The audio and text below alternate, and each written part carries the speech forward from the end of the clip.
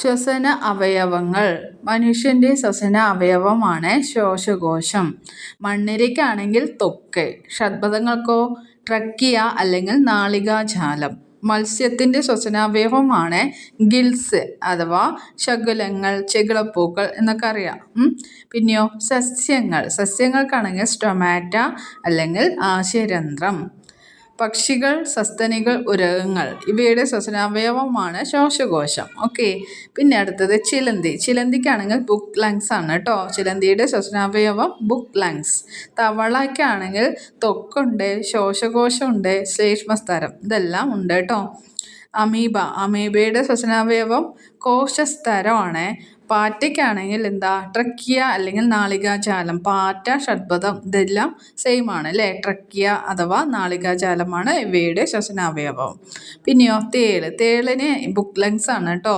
അപ്പോൾ തേള് പിന്നെ ചിലന്തി ഈ രണ്ടെണ്ണത്തിനും ശ്വസനാവയവം ബുക്ക് ലങ്സ് ആണ്. ഓക്കെ.